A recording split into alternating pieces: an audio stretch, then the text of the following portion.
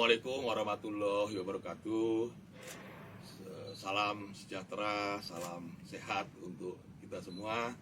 Pertama, dalam kesempatan ini saya ingin mengucapkan selamat tahun baru pada teman-teman semua. Semoga tahun 2022 ini kita akan tetap diberikan kesehatan dan juga mendapatkan rezeki yang cukup ya.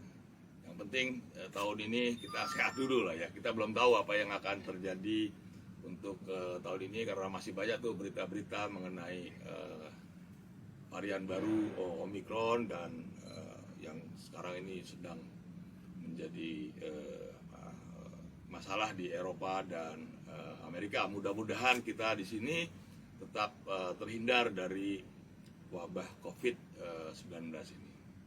Nah, pada kesempatan sore hari ini saya ingin menjelaskan ya terkait banyaknya pertanyaan-pertanyaan di Facebook ya, di sosial media, yaitu apakah bagi pekerja migran Indonesia termasuk yang bekerja sebagai penata laksana rumah tangga atau pekerja sektor domestik itu boleh masuk Malaysia atau belum boleh ya. Ini menjadi pertanyaan karena kita menjumpai banyak warga kita ya, PMI kita terutama perempuan ya, mayoritas yang kita jumpai itu 99% itu ya, itu perempuan. Jadi sepertinya mereka ini, teman-teman kita ini akan bekerja sebagai penata laksana rumah tangga ya. Ini menjadi banyak pertanyaan ya, ada yang bilang boleh, ada yang tidak boleh ya. Ini dasarnya apa ya. Nah, supaya tidak menimbulkan kebingungan, maka saya ingin menjelaskan lah ya. Pertama, dari sisi aturan Malaysia ya. Faktanya memang kita jumpai ada beberapa ya, saya tidak tahu jumlahnya yang pasti, tetapi yang sudah kita temukan itu paling tidak ada 20-an lah ya, yang masuk melalui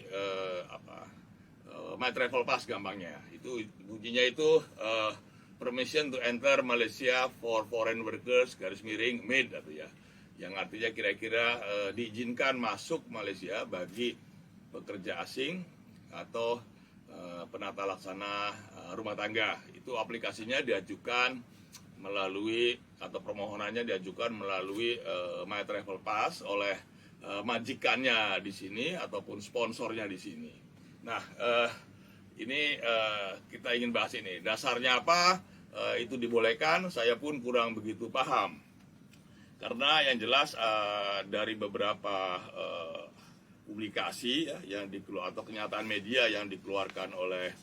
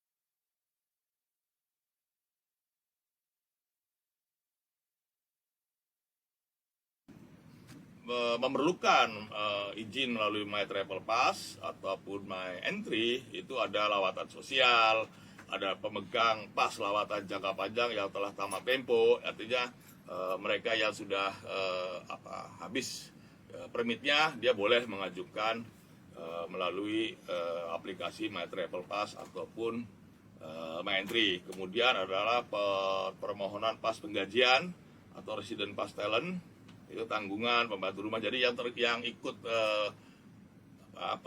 expat lah gitu ya, ikut expat itu boleh masuk lagi dengan mengajukan melalui My Travel Pass. Dan juga adalah short term business traveler atau orang-orang yang melakukan perjalanan bisnis ke Malaysia. Nah, saya tidak melihat apakah untuk yang mau baru bekerja itu dibolehkan mengajukan melalui My Travel Pass atau tidak, saya kurang pasti. Tapi ya itu aturan Malaysia lah. Kemudian juga ada kenyataan media lain lagi yang dikeluarkan oleh Kementerian Sumber Manusia. Ini dikeluarkannya itu tanggal 19 September. Di sini dinyatakan bahwa pekerja asing ya itu termasuk tata laksana rumah tangga itu belum dibolehkan masuk ke Malaysia hingga 31 Desember. Ini yang saya miliki ya. Tetapi bahwa Malaysia mengeluarkan My Travel Pass untuk pekerja yang baru akan masuk ke Malaysia ya. Ini dasarnya apa?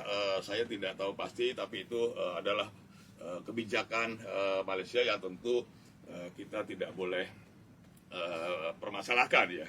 Nah, sekarang pertanyaannya, apakah yang baru mau bekerja ya, baru bekerja itu boleh nggak? Ya? Nah, saya ingin melihat dari aturan Indonesia. Ya.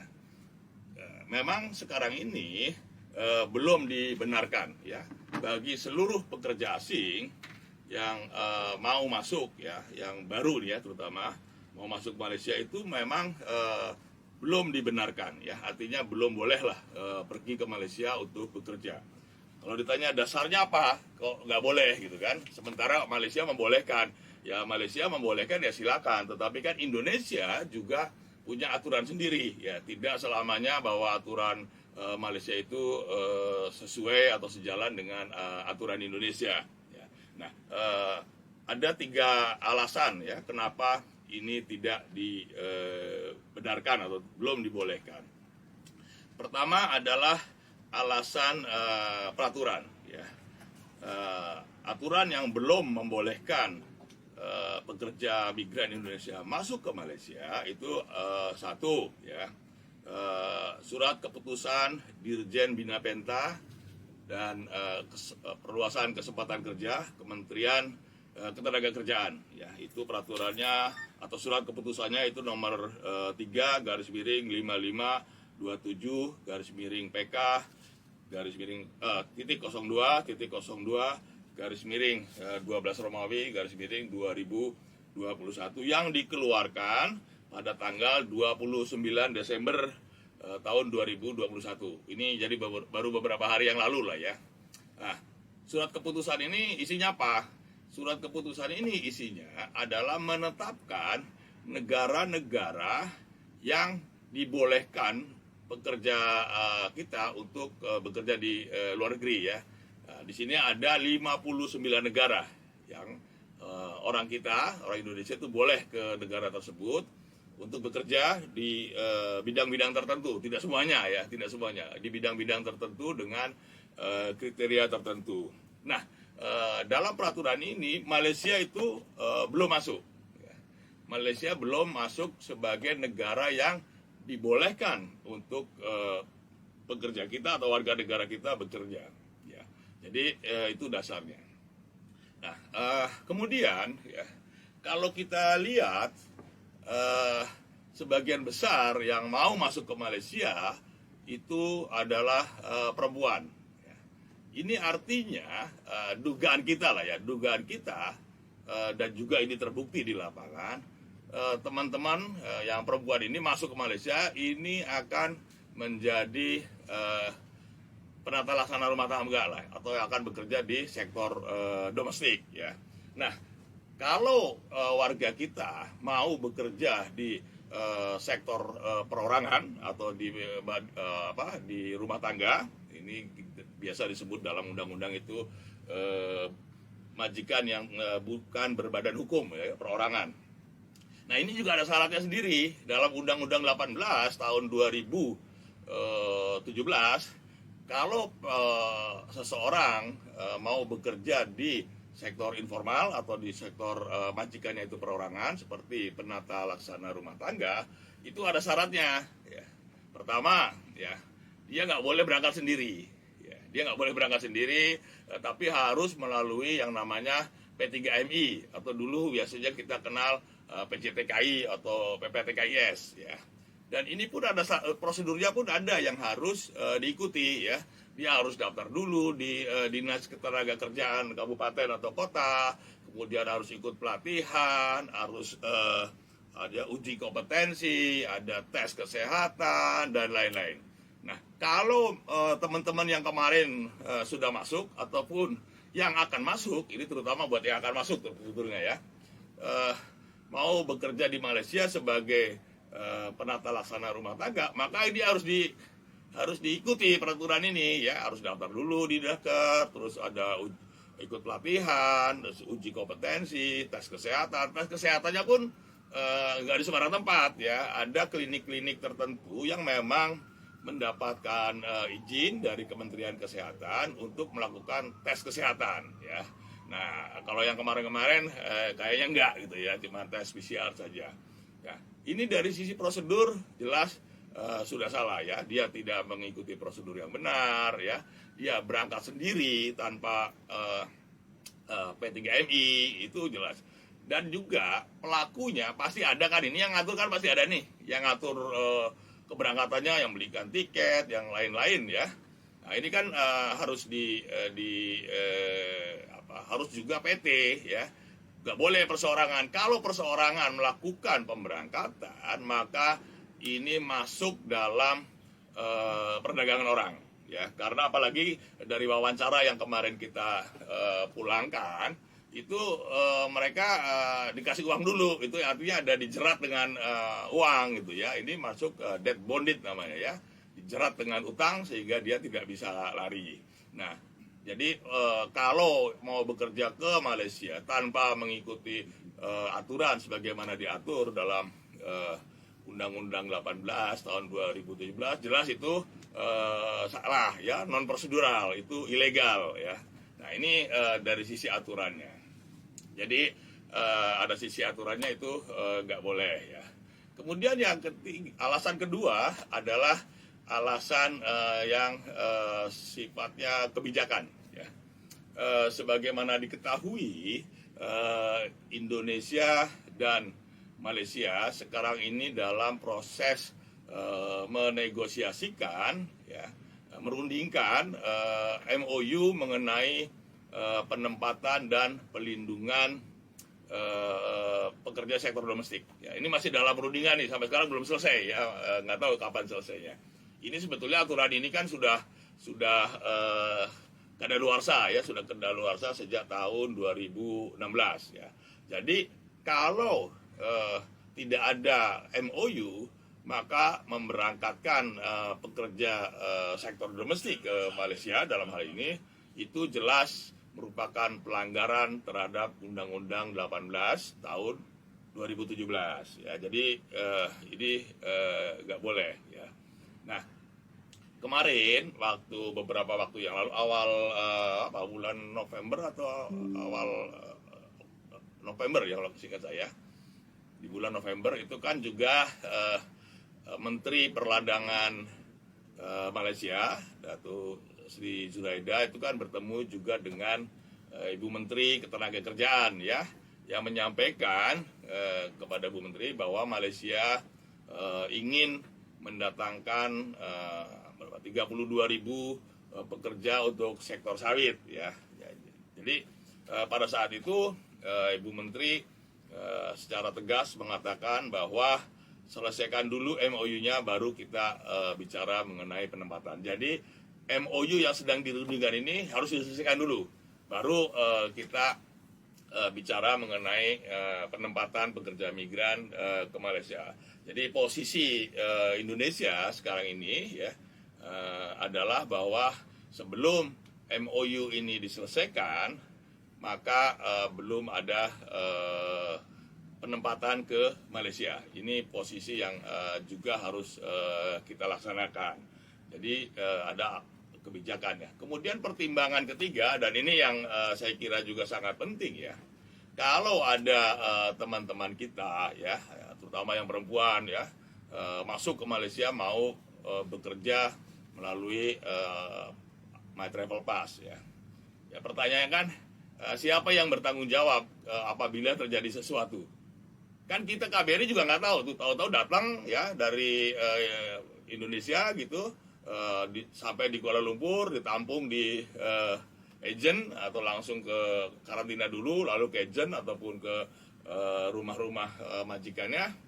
Kita kan nggak tahu ya, kita nggak tahu di mana ininya, tempat kerjanya, siapa majikannya, kontrak kerjanya bagaimana ya. Nah ini kan sangat riskan ya, sangat riskan kalau terjadi sesuatu lah ya.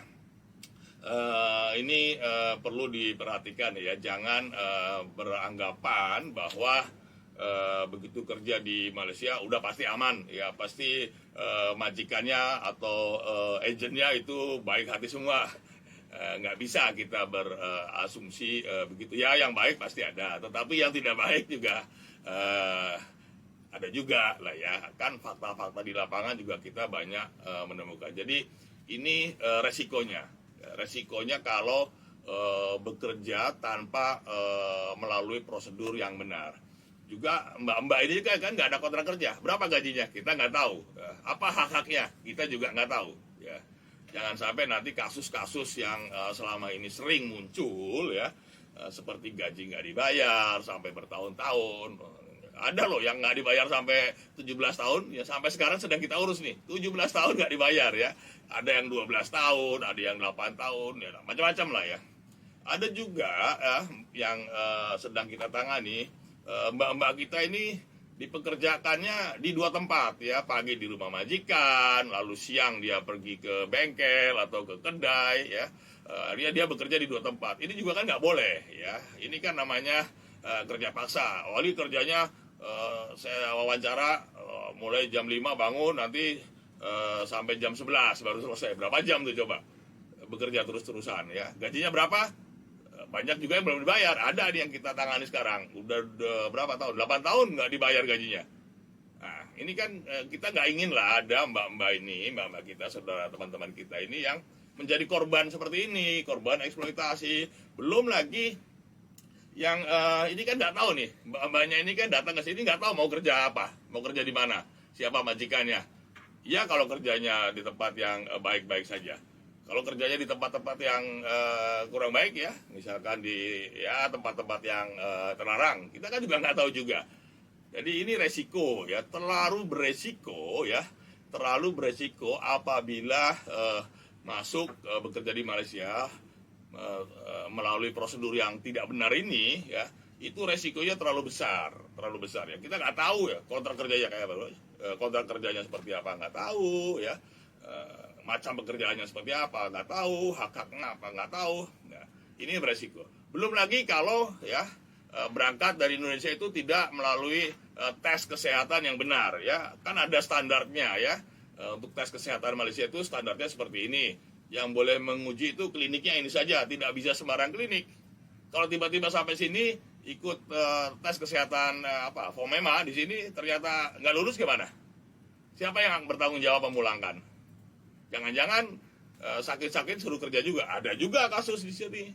Saudara-saudara sakit pun masih dipaksa bekerja ya, karena mungkin majikannya sudah keluar uang banyak ya. Kalau kita baca-baca di media di Malaysia, itu kan katanya untuk mendapatkan seorang pekerja rumah tangga bayarnya sampai 20.000 ringgit tuh ya. Bahkan ada yang bilang lebih ya. Yang pasti lebih dari 15.000 lah ya. Yang kita wawancarai lebih dari 15.000 ringgit ya. Nah, kalau majikannya sudah mengeluarkan uang banyak ya, sementara mbak-mbak ini kan datang Malaysia juga nggak dilatih dulu. Iya kalau bisa bekerja sesuai dengan tuntutan majikannya, belum tentu bisa ya, atau belum tentu sesuai dengan harapan majikannya. Kalau majikan ya sudah mengeluarkan uang banyak, terus ternyata mendapatkan pekerja yang tidak sesuai dengan harapannya, ini mulai ada masalah ya. Banyak masalah berawal dari situ. Oleh sebab itu untuk yang pekerja yang rumah tangga ini, please hati-hati ya, hati-hati betul ya. Jangan sampai kita hanya karena dibujuk oleh calo ya, kemudian dikasih uang. Itu yang kemarin kesini itu yang kita pulangkan, sebelum berangkat dikasih uang dulu tuh. Ada yang dikasih 5 juta, ada yang dikasih 3 juta ya, dia iming-iming biar mau berangkat ya. Nah ini beresiko ya. Dan kemarin ini sebagai contoh lah, contoh yang masih hangat ya. Beberapa hari yang lalu itu ada 4 orang ya, mbak-mbak dari daerah mana, Banyumas ya, dari Banyumas. Dia itu sudah disekap di rumah agennya itu ada yang 2 bulan ya, 2 bulan itu diperlakukan dengan sangat tidak manusiawi ya. Suruh kerja dari pagi sampai malam, diomel-omelin terus ya.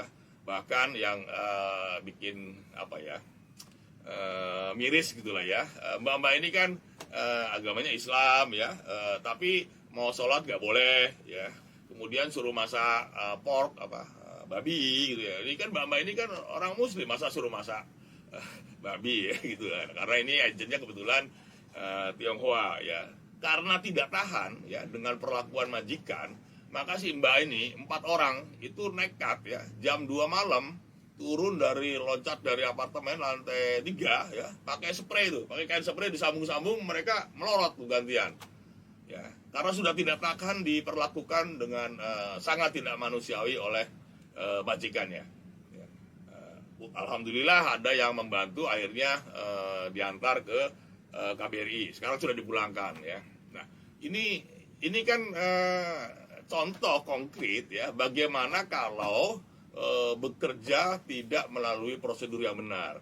Jadi ada untung-untungan, iya kalau majikannya baik ya, tapi kalau dapat majikan atau agent yang begini gimana? Siapa yang mau bertanggung jawab? Calonnya di Indonesia, calonnya dia bertanggung jawab ya, nanti polisi yang ngejar tuh, udah ketahuan tuh siapa calonnya, tinggal dikejar aja nanti ya. Nah ini kasus-kasus seperti ini nggak cuma 1-2 ya. Kita ini KBRI setiap hari ya, setiap hari menangani laporan-laporan. Ada yang gaji nggak dibayar bertahun-tahun ya, kerjanya di luar kewajaran, dari pagi sampai tengah malam, bekerja di beberapa 2 tempat ya. Kemudian juga tidak boleh berkomunikasi, paspornya ditahan, gajinya ditahan ya, mau pulang nggak boleh ya, udah habis kontrak mau pulang nggak boleh ya. Ini kan kayak disekap gitu ya. Ini banyak, ini kita bukan bicara 10 atau 20 kasus, kita tidak bicara 100 atau 200 kasus, ini banyak sekali, ini ribuan yang begini-begini ya. Oleh sebab itulah maka kita ingin ya, sebelum penempatan ke Malaysia ini ada MOU-nya dulu lah, supaya jelas apa tanggung jawab majikan, apa tanggung jawab agensi, apa tanggung jawab pekerjanya, bagaimana hak-haknya ya, hak beristirahat, hak gaji, hak cuti dan lain-lain. Jadi kalau kita ini melakukan pelarangan ya untuk bekerja sementara waktu lah ya, untuk bekerja ke Malaysia saat ini, itu demi melindungi ya, demi melindungi teman-teman sekalian ya. Ini ya kita tahu barangkali di Indonesia banyak yang perlu pekerjaan ya. Iya kita paham itu, tetapi mana lebih baik daripada sampai sini terus cilaka gimana ya. Jadi mohonlah kita teman-teman yang ada di Indonesia ya, yang mau berangkat ya, ini setiap hari ada yang tanya tuh di Facebook saya, mau melancong ke Malaysia boleh gak? Melancong bilangnya. Ada juga pakai bahasa Inggris gitu ya, walaupun meskipun bahasa Inggris yang ngawur gitu ya, mungkin biar dipercaya sebagai turis lah ya. Nah kita tahu lah yang begini-gini kan sebetulnya bukan mau melancong. Masa pandemi ini siapa sih mau melancong ke luar negeri ya? Melancong sini masuk karantina 2 minggu, berapa? 10 hari atau 2 minggu. Setelah itu emang punya duit berapa sih mau melancong gitu ya? Udahlah, nggak usah mencari alasan-alasan ya, yang kita tahu lah yang begitu-gitu. Jadi nggak usah berbohong ya, nanti dosa. Saya bilang tuh, awas lu, dosa lo kalau bohong gitu ya. Jadi ini tolong lah ya, tolong teman-teman bersabar sebentar ya. daripada nanti di sini banyak masalah ya. Bangga itu yang mungkin tereksploitasi, gaji gak dibayar, atau kemarin kan ada juga tuh yang dipekerjakan di tempat-tempat yang tidak semestinya lah ya. Ini kan kasihan. Jadi kita bukan menghalangi orang untuk mencari kerja di Malaysia, tetapi mohon bersabar dulu. Kita ingin melindungi ya. Ini demi perlindungan, demi teman-teman ya, bukan kita kejam nggak boleh kerja, demi melindungi. Kalau terjadi sesuatu kan kasihan. Apalagi kalau yang kemarin nekat-nekat tuh pakai kapal ya, ada yang kapalnya terbalik di Johor, ada berapa meninggal tuh, 21 orang meninggal ya. Kemudian yang berangkat dari Tanjung Balai Asahan ya, ada meninggal berapa tuh, yang ketemu jenazahnya 10 apa ya, 10, yang di sini 5, di sana berapa gitu ya. Dan masih hilang, masih nggak tahu lagi ya. Dan aduh, saya pun nggak ngerti juga ya. Tadi malam ditangkap lagi tuh kapal di Tanjung Balai Asahan, ada 52 calon PMI yang mau diselundupkan dengan kapal. Alhamdulillah ditangkap ya, bisa diamankan lah ya oleh patroli Angkatan Laut. Nah sekarang ini kita, aparat keamanan kita itu sedang melakukan operasi besar-besaran ya, di Batam, di Tanjung Balai Asahan ya, udah banyak tuh yang ditangkap-tangkap itu, yang pemilik kapal, cukongnya ditangkap-tangkapin. Bahkan kan beritanya itu ada yang oknum TNI ya, mungkin juga ada yang lain-lain ya. Jadi mohonlah jangan sekali-kali itu mengambil resiko, mempertaruhkan nyawa ya, nyebrang dengan cara-cara yang nggak benar ya, atau masuk ke Malaysia yang tidak terlindungi ya, tidak terlindungi dengan baik ya. Jangan mempertaruhkan lah ya, jangan mempertaruhkan. Sabarlah sebentar, kita ini sedang berusaha untuk memberikan perlindungan yang lebih baik ya. Ini harus dibenahi lah ya, harus dibenahi ya. Jadi tolong sabar ya, jangan mengambil tindakan-tindakan yang yang tidak seharusnya lah ya, beresiko. Selain itu sekarang ini bagi mereka yang sudah punya My Travel Pass ya, itu pun kalau dia tidak memiliki permit yang masih berlaku akan ditolak juga ya, akan ditolak juga. Udah banyak yang ditolak. Tadi pagi kena gerebek di Batam tuh ya, ada 11 orang ya, 11 orang ditampung di suatu tempat gitu ya, kita tahu lah ya, lalu digerebek oleh polisi, ada 11 yang mau dimasukkan ke Malaysia ya. Kenapa kita cegah? Ini untuk keselamatan teman-teman, jangan sampai nanti masuk Malaysia justru menjadi korban eksploitasi ya, macam-macam lah ya.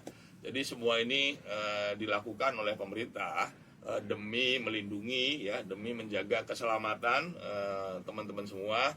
Jadi kalau yang mau bekerja tolong sabar dulu ya. Jadi yang jelas ya, saat ini warga negara kita itu belum dibolehkan oleh Indonesia ya, bukan oleh Malaysia, belum dibolehkan oleh Indonesia untuk bekerja di Malaysia ya. Jadi ini tegas ya, jelas ya. Dasarnya tadi kan sudah saya sampaikan, ada dasar peraturan tidak membolehkan, ada dasar kebijakan pun belum boleh karena nunggu MOU ya. Ditambah lagi kan ini COVID, ada varian baru ya, untuk menjaga keselamatan. Dan yang ketiga adalah ini demi perlindungan ya. Kalau Malaysia mau membuka ya itu kan haknya Malaysia, tetapi kan kita juga punya hak untuk mengirim ataupun tidak mengirim dengan pertimbangan kepentingan kita ya, dengan melihat peraturan Indonesia. Jadi tidak berarti kalau Malaysia boleh kita otomatis juga boleh juga ya. Lihat dulu sesuai gak dengan kepentingan kita, sesuai gak dengan aturan kita gitu ya. Jadi itu yang ingin saya sampaikan ya. Jadi jangan lagi ada yang tanya-tanya lagi di Facebook saya itu ya, Pak mau masuk Malaysia boleh gak? Gak boleh. Mau melancong boleh gak? Melancong apa melancong gitu kan. Jadi itulah ya penjelasan saya. Mudah-mudahan ini juga disampaikan kepada teman-teman ataupun saudara-saudara yang berniat mau ke Malaysia, jangan dulu ya. Kalau ada orang-orang yang menawarkan bisa Pak, bisa Bu, bisa Mbak, bisa, itu bohong lah. nggak akan sekarang nggak akan lolos tuh. Sekarang udah sangat ketat ya. Yang di Cengkareng sudah dikunci, Batam dikunci, ini Surabaya pun dikunci juga ya. Jadi ini bukan apa-apa demi melindungi dan juga melanggar aturan Indonesia ya. Saya kira itu ya yang ingin saya sampaikan sore hari ini. Ini hari Sabtu ya, hari libur, santai-santai aja begitu ya. Kalau ada hal-hal yang mau ditanyakan silakan, tetapi harapan saya tolong sampaikan kepada teman-teman, sampaikan kepada saudara-saudaranya yang berniat untuk ke Malaysia, mohon ditangguhkan dulu ya, mohon ditangguhkan dulu ya. Ini demi kebaikan, demi keselamatan dan juga demi perlindungan teman-teman semua ya. Sekali lagi ya, demi perlindungan teman-teman ya. Kalau misalkan Pak, kalau tadi ada di Facebook saya juga ya, Pak kalau mau cuti boleh nggak? Boleh. Yang penting waktu ini masuk dia jangan sampai habis permitnya ya, nanti habis masalah lagi. Jadi sebelum permitnya habis ya boleh cuti. Misalkan dia baru diperpanjang, masih berlakunya kan masih lama tuh 1 tahun. Cuti dulu boleh. Apa perlu surat dari KBRI? Tidak perlu ya. Kalau mau punya surat dari majikannya bahwa siapa memberikan cuti kepada pegawai saya atas nama ini ya. Nanti itu bisa masuk lagi. Tidak perlu masuknya lagi, nanti tidak perlu pakai travel pass lagi, my travel pass atau my entry ya. Jadi yang nggak boleh, ingat ya, yang nggak boleh itu adalah bagi yang baru mau masuk ya, melalui my travel pass yang tulisannya itu ada tuh, tulisannya permission to enter Malaysia for foreign workers ya, atau garis miring made. Jadi memang itu ya pemerintah Malaysia membolehkan ya, tapi kan itu kebijakan ini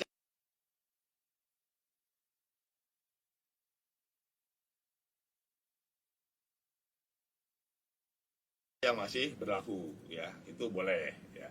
Nah jadi ini yang perlu diperhatikan ya. Sekarang nggak usah lah, apalagi kalau ada yang membujuk-bujuk gitu ya, itu lupakan saja lah, nanti daripada banyak masalah lah ya. Jadi saya kira itu ya. Teman-teman semua ada pertanyaan nggak yang kiranya perlu dijawab tuh?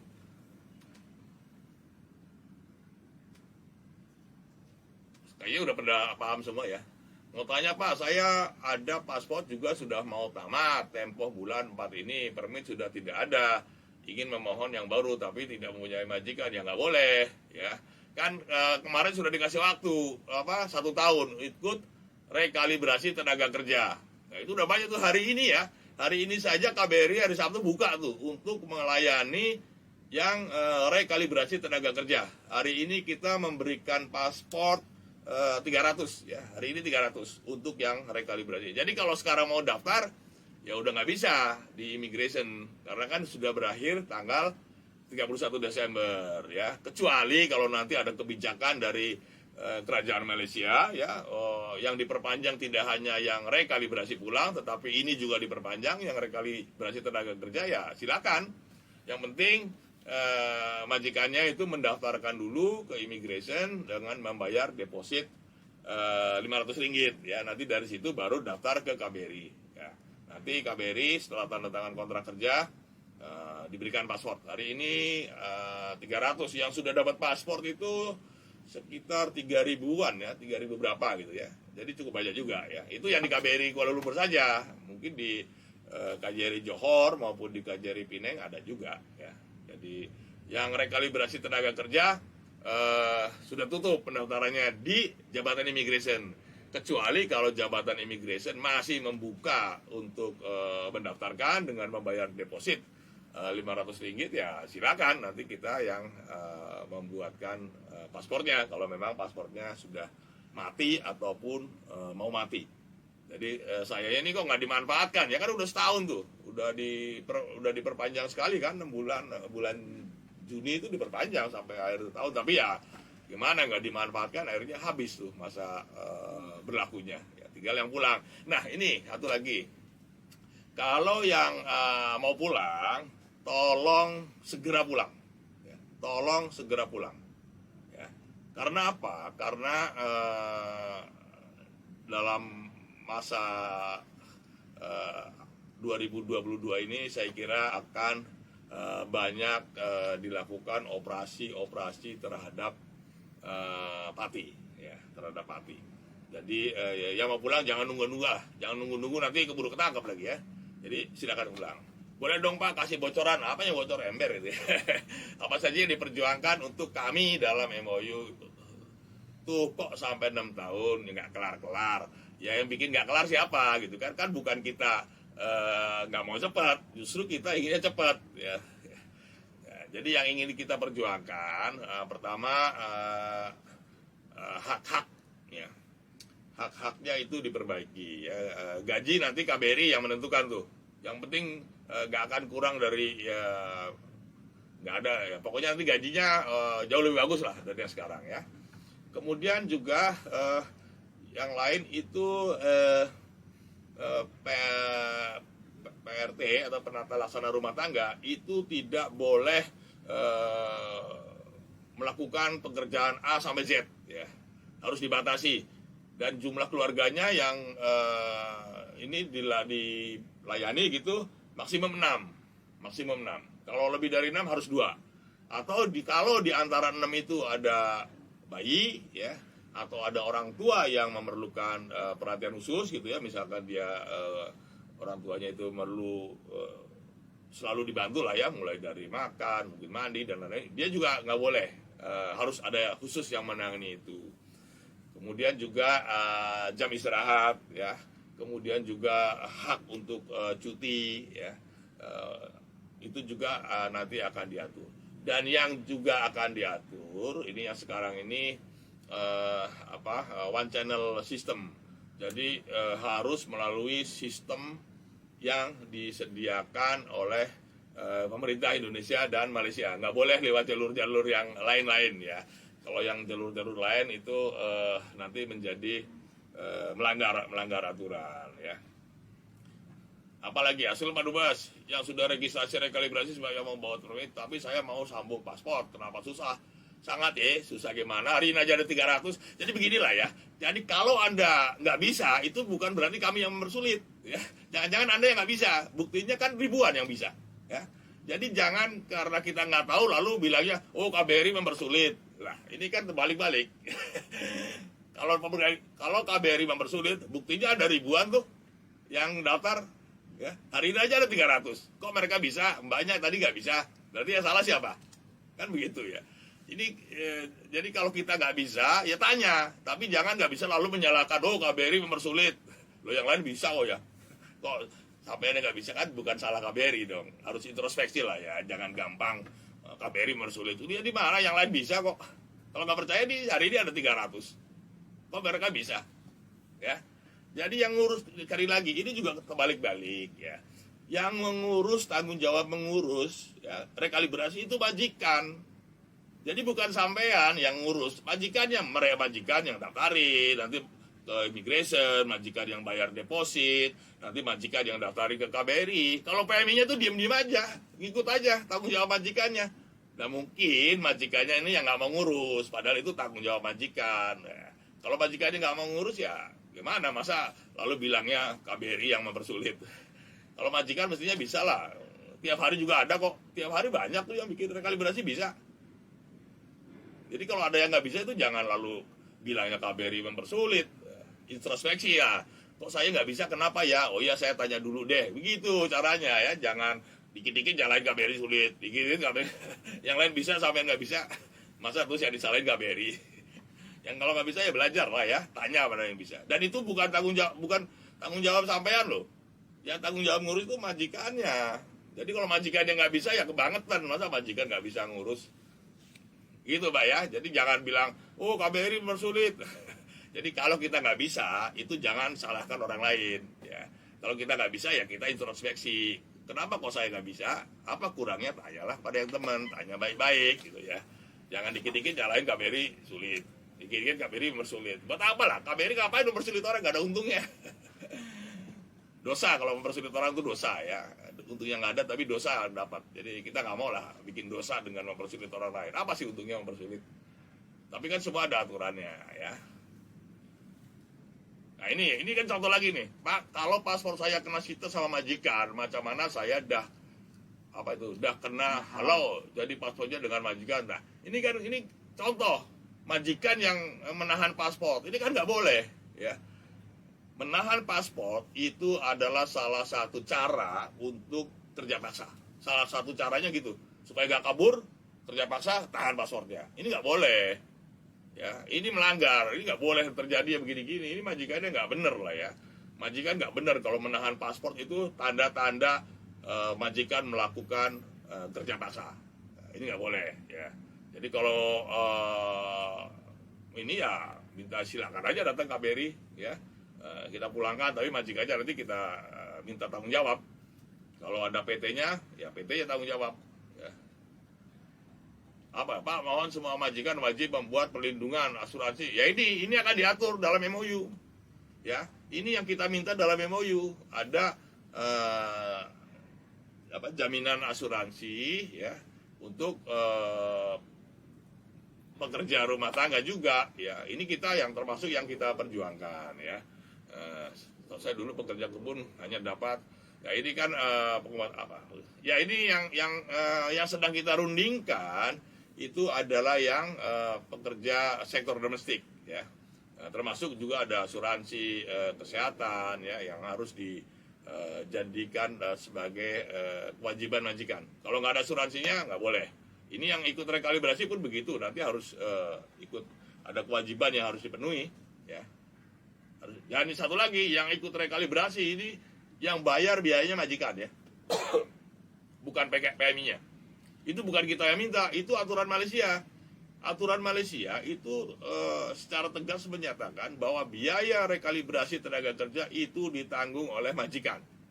Jadi kalau ada dipotong-potong gaji itu nggak boleh. Silakan lapor ke KBRI kalau nanti ternyata dipotong gajinya untuk ngurus rekalibrasi tenaga kerja, ngurus permit, laporin.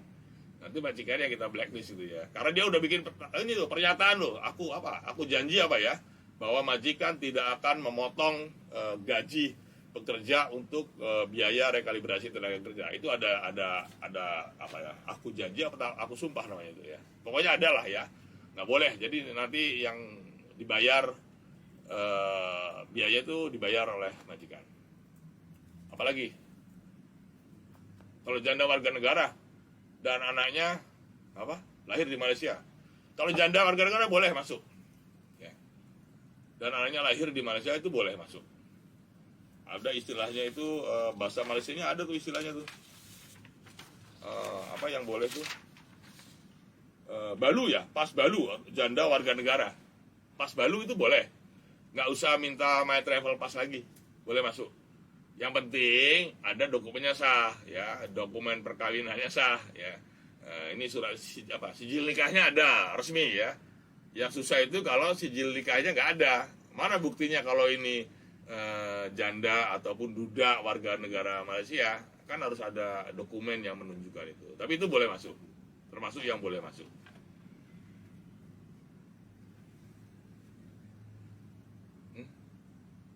Yang punya ICPR pulang ke Indonesia sesudah mau pulang ke Malaysia lagi bisa nggak? Bisa. PR boleh, nggak perlu izin lagi, langsung balik lagi. Yang penting karantina. Yang diperpanjang itu rekalibrasi pulang. Yang rekalibrasi tenaga kerja belum ada pemberitahuan. Ya. Yang ada rekalibrasi tenaga kerja itu sudah berakhir tanggal 31 Desember. Apakah nanti ada perubahan? Saya nggak tahu ya. Ya kita berharap ada perpanjangan juga lah ya. Berharap kan boleh ya. Supaya ini bisa lebih banyak yang mendapatkan permit ya, tidak kosongan lagi. Karena kalau kosongan ini ya sangat beresiko lah ya. Nanti kalau kena tangkap ribut lagi kan, Pak saya sudah ditahan 1 tahun kok nggak ada beritanya, salah lagi gitu ya. Tuh mengalami kerja tuh sehari 18 jam cuti nggak pernah, ini kan nggak boleh, ini yang namanya kerja paksa. Ini kan contoh kerja paksa ya, kerja sehari 18 jam cuti nggak pernah dikasih gaji, agent yang terima. Ini kan yang begini-begini. Nah kalau nanti ya teman-teman ini masuk ke Malaysia melalui My Travel Pass, ternyata ketemu majikan atau agent yang begini gimana? Hah? Kan nggak ada, kita nggak tahu, nggak ada kontrak kerjanya, kita nggak tahu siapa majikannya, kita nggak tahu siapa agentnya. Nah ini salah satu ya, ini yang Mbak siapa tuh, Mbak Fitriani ya. Ini salah satu resiko ya kalau bekerja ke Malaysia secara tidak sesuai prosedur dan KBRI nggak tahu. Ini salah satu resiko dan ini banyak sekali. Ini bukan Mbak Fitriani, bukan cuma satu-satunya nih, banyak nih. Kalau sehari-hari itu ada aja laporan seperti ini. Nah ini contoh ya, resiko kalau bekerja tanpa kontrak kerja, tanpa diketahui oleh KBRI siapa majikannya, di mana alamatnya, bagaimana kondisi pekerjaannya. Ini resikonya begini. Nah ini yang begini Mbak silakan lapor ya, lapor ke KBRI, ada di nomor pengaduan ketenaga kerjaan ya, atau kalau bisa kesini aja ya, datang sini, nanti kita agennya siapa, kalau tahu nomor agennya boleh nanti di ini aja di Japri itu apa namanya, direct message, inbox ke Facebook saya, kan tahu tuh Facebook saya ya. Mau tanya majikan saya sudah daftar rekalibrasi tenaga kerja, kira-kira lama tak ya Pak, dapat panggilan mana dari KBRI, udah daftar belum majikannya ke KBRI ya.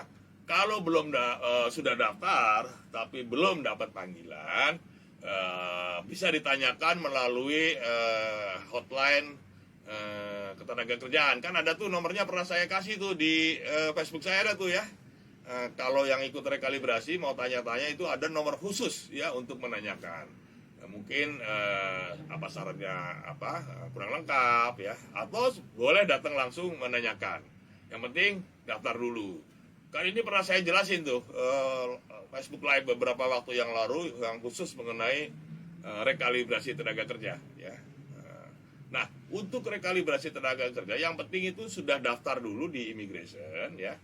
Dan nanti waktu tamprin sudah pakai paspor yang baru ya, sudah paspor baru, artinya paspor yang masa berlakunya itu lebih dari 18 bulan ya.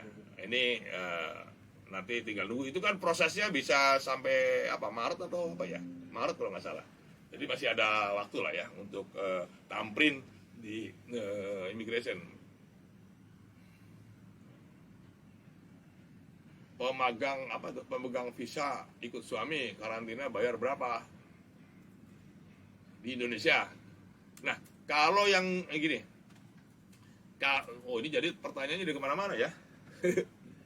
Jadi begini, kalau yang karantina, yang bebas bayar, ya, yang free, karantina itu kan cuma 3.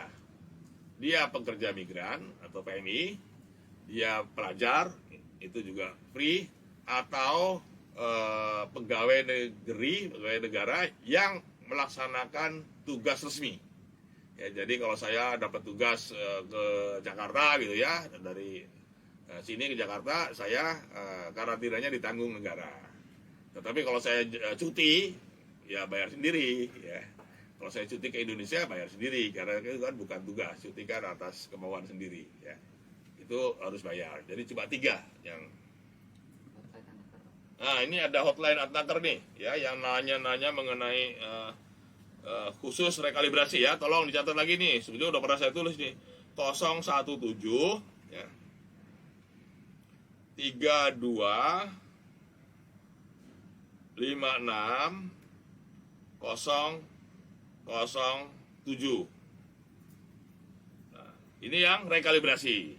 Kalau ada kasus-kasus ketenaga kerjaan, misalkan tadi tuh gaji gak dibayar, majikannya kejam, kerjanya sampai 18 jam, ya, paspor ditahan, nggak boleh komunikasi, itu boleh mengadukan ke 017 ya, 624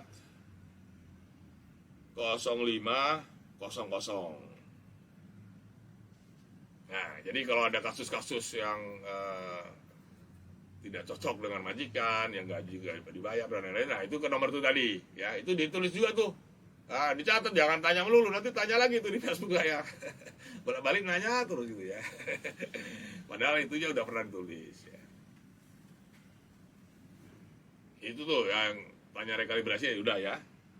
Minum dulu, aus nih. Udah ya, saya kira udah lengkap lah ya. Udah cukup lah ya. Jadi itu ya penjelasan dari saya terkait banyaknya pertanyaan. Bahkan ada yang bilang saya itu bohong gitu ya. Oh, itu hoax tuh Pak Dubes, sekarang aja boleh kok. Boleh menurut Malaysia, tapi kan belum tentu boleh menurut Indonesia ya. Jadi ini tadi intinya bahwa sementara ini belum dibenarkan untuk ke Malaysia untuk bekerja ya. Untuk bekerja belum dibenarkan, dan jangan memaksakan diri melalui prosedur yang tidak benar ya, seperti yang masuk ke Malaysia melalui My Travel Pass tadi. Ya menurut Malaysia boleh, tapi kan menurut kita itu beresiko ya, beresiko. Kita nggak tahu majikannya. Nah, tekong yang berangkat ikut belakang diperketat.